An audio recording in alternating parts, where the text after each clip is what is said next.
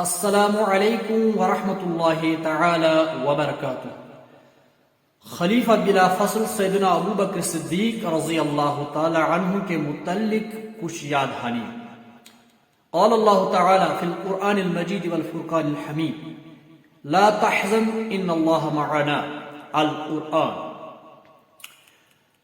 جیسا کہ آپ لوگ بخوبی جانتے ہوں گے، اللہ تعالیٰ کے محبوب پیغمبر صلی اللہ تعالی علیہ وسلم نے ان کو صدیق کا لقب دیا، لیکن یہ لقب ان کو کب ملا اور کیسے ملا؟ چونکہ جب اللہ رب العزت کی مبارک ذات نے محمد رسول اللہ صلی اللہ تعالی علیہ وسلم کو آسمان کی بلندیوں کا سیر کرایا، پھر جب وہاں سے نیچے کی طرف آ رہے تھے تو ایک جگہ پہ محمد رسول اللہ صلی اللہ تعالی علیہ وسلم نے روح الامین سے سوال کیا، آپ مجھے یہ بتا دیجئے میری تصدیق کیسے لوگ کریں گے، میری بات کیسے لوگ مانیں گے؟ تو آپ نے فرمایا، آپ سب سے پہلے یہ معراج کی مبارک رات، اس پوری رات کی سیر خانی صبح سیدنا ابو بکر صدیق رضی اللہ تعالی عنہ کو سنانا۔ سب سے پہلے وہ فرد بشر ہوں گے جو آپ کے مبارک معراج کو تصدیق کرنے والے ہوں گے۔ تو ایسا ہی کچھ ہوا۔ جب وہ وہاں سے آئے تو سب سے پہلے محمد رسول اللہ صلی اللہ تعالی علیہ وسلم نے ابو بکر رضی اللہ تعالی عنہ کو یہ معراج کا پورا واقعہ سنایا۔ تو ابو بکر نے صدقت کہا، یا رسول اللہ صلی اللہ علیہ وسلم، آپ نے جو کہا آپ نے صحیح اور سچ کہا۔ اس موقع پہ محمد رسول اللہ صلی اللہ تعالی علیہ وسلم نے آپ کو صدیق کا لقب دیا۔ ابو بکر کا مطلب اور مراد یہ ہے پہل کرنے والا، لہذا عتیق بھی ان کو لقب ملا۔ یہ کیسے ملا یہ آگے ہم آپ کو سنائیں گے۔ اللہ رب العزت کہ یہ محبوب بندے، اللہ رب العزت کے شریف بندے ابو بکر صدیق رضی اللہ تعالی عنہ، آپ کا نام پہلے تھا عبداللہ بن عثمان بن عمر القریشی التیمی تھا۔ آپ کی کنیت ابو بکر تھی۔ آپ ابو قحافہ کے گھر میں 573 عیسوی کو پیدا ہوئی، 573 عیسوی کو پیدا ہوئی۔ آپ رضی اللہ تعالیٰ عنہ کے لقب صدیق اور عتیق قرار پائے، جو پہلے میں نے آپ کو واشگاف کچھ کر دیا۔ تو اس کے ساتھ ساتھ آپ کے اعلان نبوت اور سفر معراج، یعنی آپ صلی اللہ علیہ وسلم کے اعلان نبوت اور سفر معراج پر سب سے پہلے تصدیق کرنے والا سیدنا ابو بکر صدیق رضی اللہ تعالیٰ عنہ تھے۔ اس لیے علماء نے لکھا ہے، علماء اسلام نے لکھا ہے فضائل الصحابہ میں ایک جگہ پہ سیدنا علی کرم اللہ تعالی وجہ نے ممبر پہ واعظ فرمایا۔ واعظ فرمانے کے بعد سب سے پہلے جو کلمات تھے، امام احمد بن حنبل رحمہ اللہ نے اپنی کتاب میں اس کو جگہ دے دی ہے۔ فضائل الصحابہ جلد 1 385 صف نمبر جو ہے وہاں پہ بھی اس کو جگہ ملی ہوئی ہے اس قول کو.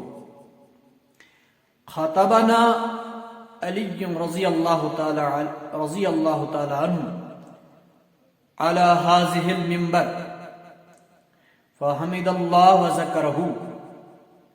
اللہ تعالیٰ کا حمد و ثنا بجا لا کر علی کرم اللہ تعالی وجہہ فرماتے ہیں ما شاء اللہ ان یذکرہ فقال.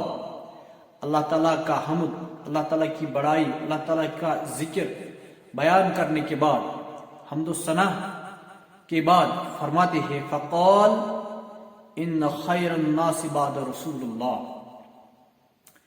میرے عزیزوں، رسول اللہ صلی اللہ تعالی علیہ وسلم کے بعد افضل ترین انسان ابو بکر صدیق رضی اللہ تعالی عنہ. ہمارے ماں باپ اور ہم جیسے گنہگاروں کی زندگیاں ان کی مبارک سیرت پہ قربان ہوں. رقم الحدیث میں بھی اس قول کو جگہ ملا ہے. اس کے ساتھ ساتھ اللہ رب العزت کے محبوب پیغمبر فرماتے ہیں مہاجرین میں سے، یعنی جنہوں نے ہجرت کی ہے، ابو بکر صدیق رضی اللہ تعالی عنہ وہ واحد صحابی ہے جن کے ماں باپ نے مہاجرین میں سے سب سے پہلے اسلام قبول کیا.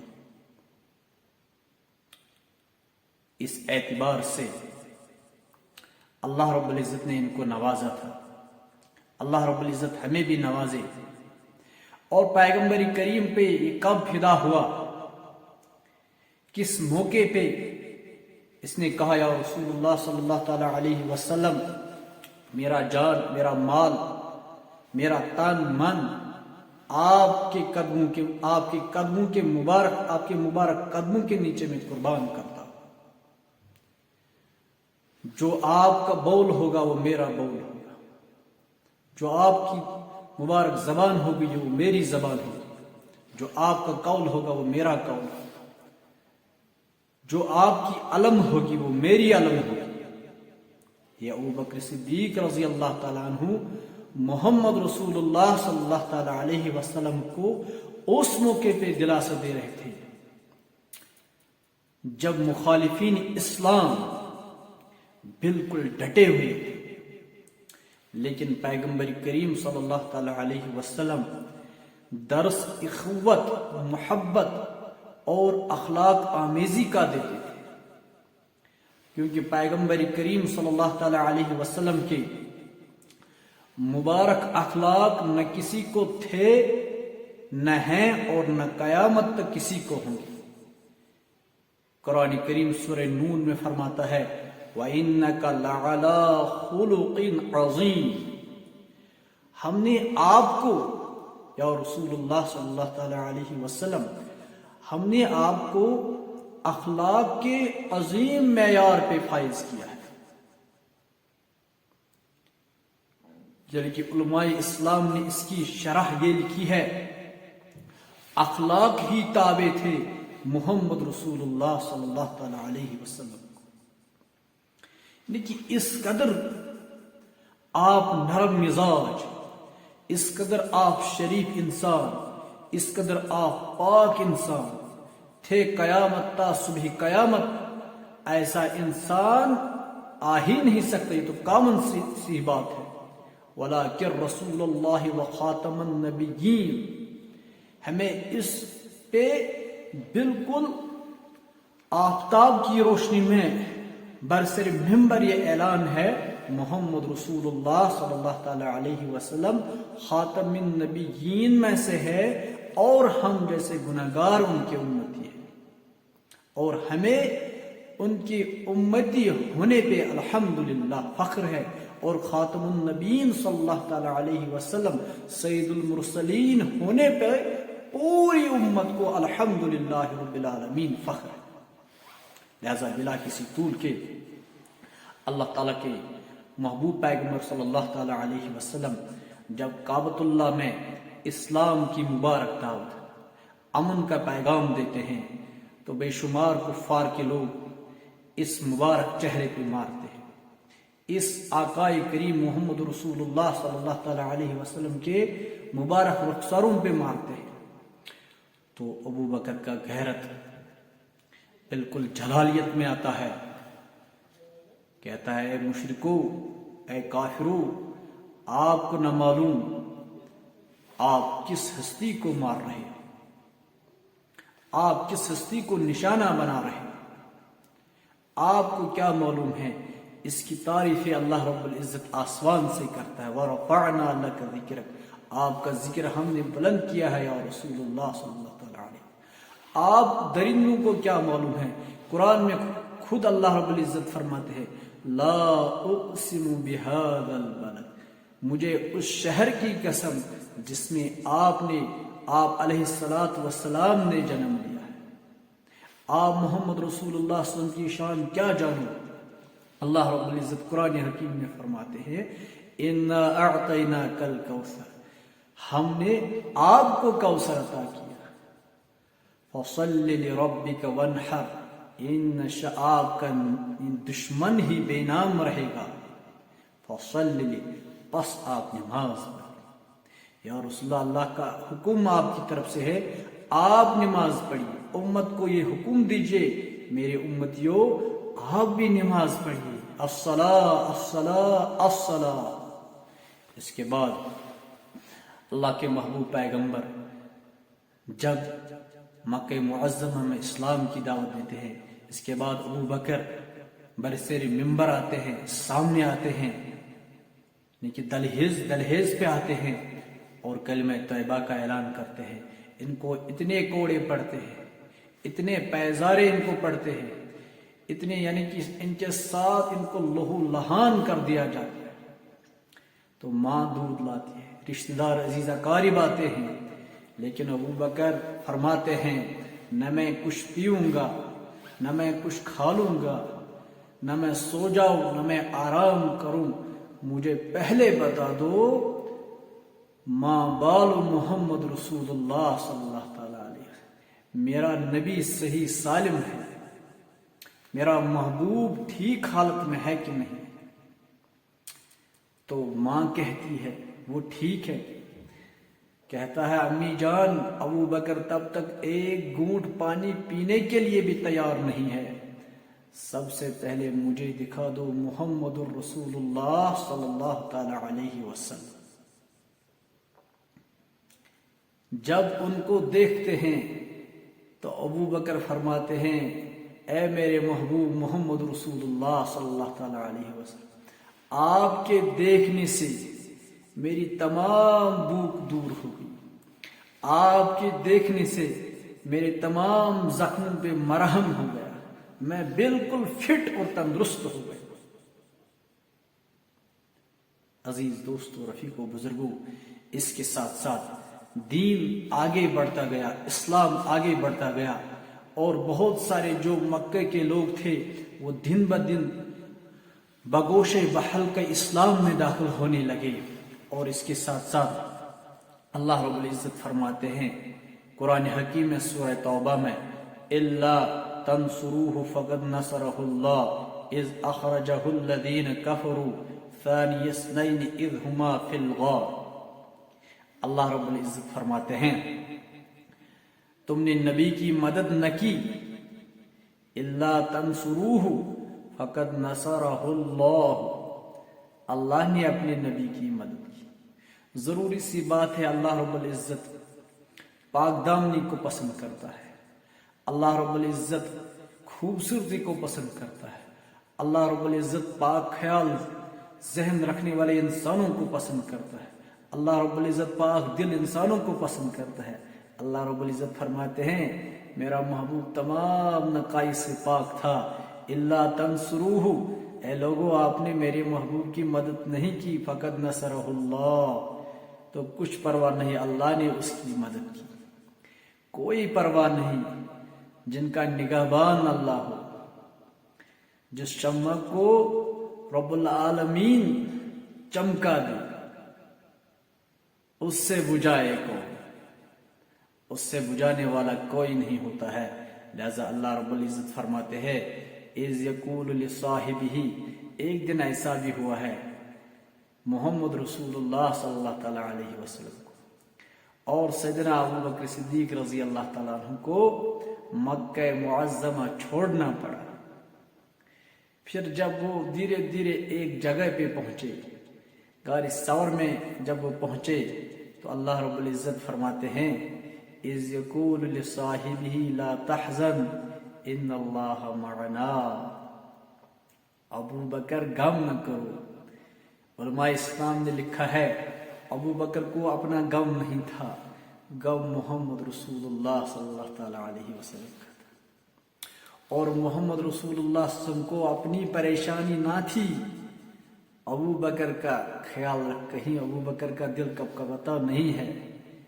لا تحزن، ابو بکر گھبراؤ نہیں، ان اللہ معنا، اللہ تعالی ہمارے ساتھ ہے۔ لہذا جن کا رکھوالا اللہ ہوتا ہے، جن کا نگہبان اللہ رب العزت کی مبارک ذات ہوگی،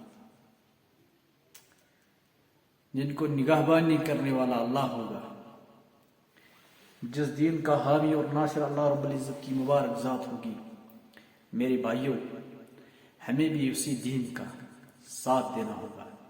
کرو سبھی انشاءاللہ ثم انشاءاللہ، انشاءاللہ اس دنیا میں بھی سکھ ملے گا اور کل کو روز قیامت کے دن بھی سکھ اور امن کی زندگی ہوگی۔ اس لیے ہمیں بھی ابو بکر صدیق رضی اللہ تعالیٰ عنہ کی ہی زندگی گزارنی ہوگی۔ ایک حدیث میں فرمایا محمد رسول اللہ صلی اللہ تعالیٰ علیہ وسلم نے، الترغیب و ترہیب میں یہ حدیث مبارک لکھا ہوا ہے۔ راوی حدیث ہے سیدنا ابو ہریرہ رضی اللہ تعالیٰ عنہ، فرماتے ہیں رسول اللہ صلی اللہ تعالیٰ علیہ وسلم نے ایک موقع پہ صبح کے وقت میں صحابہ سے واعظ و نصیحت فرمائی۔ اس کے بعد فرمایا میرے صحابہ، آپ میں سے آج کون روزے سے ہے؟ تو صحابہ اکثر اپنا سر مبارک نیچے کی طرف رکھتے تھے، آگے تھا خاتم الانبیاء محمد رسول اللہ صلی اللہ تعالیٰ علیہ وسلم ہوتا تھا۔ کون آپ میں سے آج روزے سے ہے؟ کس نے صبح روزے کی حالت میں کی؟ تو ابو بکر صدیق رضی اللہ تعالیٰ عنہ نے کہا میں ہوں یا رسول اللہ صلی اللہ تعالیٰ علیہ وسلم۔ اس کے بعد فرمایا آپ میں سے کون ہے جس نے آج کسی مسکین کو کھانا کھلایا؟ ابو بکر نے کہا انا یا رسول اللہ صلی اللہ تعالیٰ علیہ وسلم، میں ہوں یا رسول اللہ صلی اللہ علیہ وسلم جس نے آج مسکین کو کھانا کھلایا۔ اس کے بعد فرمایا تم میں سے آج کسی نے کسی کا نماز جنازہ ادا کیا؟ ابو بکر نے فرمایا انا یا رسول اللہ صلی اللہ تعالیٰ علیہ وسلم۔ اس کے بعد فرمایا آپ میں سے کسی نے کسی مریض کی بھی عیادت کی، خبر گیر کی؟ ابو بکر نے کہا انا یا رسول اللہ، میں فلانی مریض کو آج خبر لینے کے لیے گیا تھا۔ اس کے بعد فرمایا محمد الرسول اللہ صلی اللہ تعالیٰ علیہ وسلم نے ہائے ہے فرمایا میرے صحابہ، جس شخص میں ایسے خصائل ہوں گے، جس شخص میں ایسے اوصاف ہوں گے، جس شخص میں ایسی بردباری ہوگی، جو شخص ایسا وسیع صدر رکھنے والا ہوگا، اللہ رب العزت اس کے حق میں ضرور بالضرور جنت لکھ دے گا۔ اور ایک حدیث میں فرمایا ابو بکر وہ واحد شخص ہے، ابو بکر صدیق رضی اللہ تعالیٰ عنہ وہ واحد شخص کل روز قیامت کے دن ہوں گے جنہیں جنت کے 8 دروازوں سے یہ ندا آئے گی ابو بکر یہاں سے چلو۔ باب السیام کہے گا ابو بکر ہمارے ہاں سے آپ کا تشریف ہونا چاہیے، ہمارے دروازے سے آپ چلے جائیے۔ باب الزکا کہے گا ابو بکر آپ یہاں سے چلے جائیں، باب الصلاح ہوگا ابو بکر آپ یہاں سے چلے جائیں۔ عزیز دوستو، رفیقو، بزرگو، یہ فدائیت تھی، اس کو کہتے ہیں فدا ہونا، اس کو کہتے ہیں اپنا مال جان فدا کرنا۔ ایک اور جگہ پہ ایک خاتون آئی ہے محمد رسول اللہ صلی اللہ تعالی علیہ وسلم کے دربار میں، کوئی سوال ہوگا یا کسی چیز کی حاجت ہوگی تو کہا یا رسول اللہ صلی اللہ تعالی علیہ وسلم مجھے وہ چیز دے دیجیے، تو رسول اللہ صلی اللہ تعالی علیہ وسلم نے ارشاد فرمایا اس وقت نہیں ہے یا اویلیبل نہیں ہے، تو آپ ایک کام کرنا، کل 2 دن کے بعد آنا یا 3 دن کے بعد آنا یا کل آنا۔ تو راوی کہتے ہیں اللہ کے محبوب پیغمبر جب اس خاتون کو یہ درس دیتے تھے تو اس خاتون نے کیا کہا؟ اس خاتون نے کہا یا رسول اللہ صلی اللہ تعالی علیہ وسلم ان جئت ولم اجدک، اگر میں نے آپ کو نہ پایا، اگر آپ اس منبر پہ اس وقت نہ ہوگے یا آپ کہیں چلے گئے ہوں گے، یا انسان کو موت کے ساتھ ملاقات کرنا ہی طے ہے، آپ نہ جانے یہاں ہوں گے یا نہ ہوں گے۔ راوی ہے جبیر بن مطعم رضی اللہ تعالیٰ عنہ، کأنها تقول الموت، یا آپ نے اس دنیا سے وصال کیا ہوگا۔ قال رسول اللہ صلی اللہ تعالی علیہ وسلم، رسول اللہ صلی اللہ علیہ وسلم نے فرمایا اے میری بہن اگر میں نہ ہوں گا، ان لم تجدنی فآتی ابی بکر رضی اللہ تعالی، پھر تو ابو بکر ہے نا میرے نائب، پھر تو ابو بکر میرے غار ثور کے یار ہے نا، مکہ معظمہ کے یار ہے نا۔ جب مکہ معظمہ چھوڑ کر مدینہ کی طرف روان تو میرا یار ابو بکر ہے نا، مدینہ میں میری دلجوئی کرنے والا ابو بکر ہے نا۔ قدم قدم پہ جہاں محمد رسول اللہ تھے وہاں ابو بکر ہوتے تھے، تو میری بہن اگر میں نہ ہوں گا تو اس چیز کی درخواست سیدنا ابو بکر صدیق رضی اللہ تعالی عنہ سے۔ عزیز دوستو، رفیقو، کیا ہمارے اندر بھی یہ کردار موجود ہے؟ کیا ہم بھی اس کردار کے اس وقت حقدار ہیں؟ کیا ہمارے اندر بھی اللہ کا خوف ہے؟ کیا ہم بھی ویسے نمازیں پڑھتے ہیں؟ ہم بھی ویسے محمد رسول اللہ صلی اللہ علیہ وسلم کے دیوانے ہیں جو ہمیں قرآن تقاضا کر رہا ہے، رسول اللہ کا مبارک فرمان جس کی ہمیں ڈیمانڈ کر رہا ہے؟ ہمیں اس نوعیت کا انسان بننا ہوگا، اس کردار کے انسان ہمیں تیار کرنے ہوں گے جو اس معاشرے کو جوڑنے والے بن جائے، نہ کہ توڑنے والے، جو جس نظریات کا بھی حامل ہے ہمیں اس کو سلام کرنی ہے، ہمیں حق بات کہنی ہے، پھر ہمیں اس کے ساتھ کوئی لڑائی جھگڑنا یا گالی گلوچ نہ کرنا ہے، ہمیں صداقت امت کے سامنے رکھنی ہے۔ جو ہمارا معاشرہ اس وقت ہے پوری طرح سے لت پت ہو چکا ہے، ہر اعتبار سے یہ گراوٹ کا شکار بن چکا ہے۔ میرے بھائیوں، میرے دوستوں، میری بہنوں، ہمیں ہی اس معاشرے کو استوار کرنا ہے، ہمیں ہی اس معاشرے کو صحیح ڈنگ پہ لانا ہے۔ اس وقت ماں باپ کی قدر نہیں، بڑوں کی قدر نہیں، استادوں کی قدر نہیں، انصاف کہیں نظر نہیں آ رہا ہے، صحیح تعلیم کہیں نظر نہیں آ رہی ہے۔ ہمیں ہی ان چیزوں کو پازیٹو مد میں لانا ہوگا۔ ہمیں پوری امت کی، مسلم معاشرے کی یا باقی جو ہمارے بھائی ہیں ان کا بھی ہمیں تعاون کرنا ہے، مدد کرنا ہے، ہر اعتبار سے، مالی اعتبار سے، اخلاقی اعتبار سے، تعلیم کے اعتبار سے۔ ان کے اگر وہ دوسرے مذاہب کے لوگ ہیں، ہمیں ان کی مذہب کی بھی قدردانی پاس لحاظ رکھنا چاہیے۔ ہمیں دوسروں کو گراوٹ کی نظر سے نہیں دیکھنا چاہیے۔ اس وقت معاشرہ ہمارا، پورا معاشرہ، پوری دنیا اس وقت بے حیائی میں الجھی ہوئی ہے۔ اس بے حیائی سے سب سے پہلے ہمیں اپنے آپ کو بچانا ہے، پھر امت کو یہ درس دینا ہے۔ بے حیائی انتہائی درجے کی کبھی حرکت ہے، اس سے اللہ تعالیٰ ناراض ہے، اس سے روح کائنات محمد رسول اللہ صلی اللہ علیہ وسلم ناراض ہے، انسانی فطرت چیز کے لیے ناراض ہے۔ لہذا ہمیں اس چیز سے بچنا ہوگا، تب جا کر انشاءاللہ رحمت کے پھول کھلیں گے، برکت کے پھول کھلیں گے۔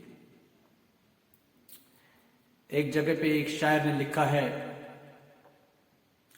مانا کہ اس چمن میں کچھ بہار نہ لا سکے ہم، مانا کہ اس چمن میں کچھ بہار نہ لا سکے ہم، جدھر سے ہم گزرے کچھ کانٹے تو کر سکے کم۔ کم سے کم ہم جیسے طلباء سے بھی ایسا ہی کچھ ہونا چاہیے جس سے ہمارا معاشرہ سکون اور اطمینان پا سکے۔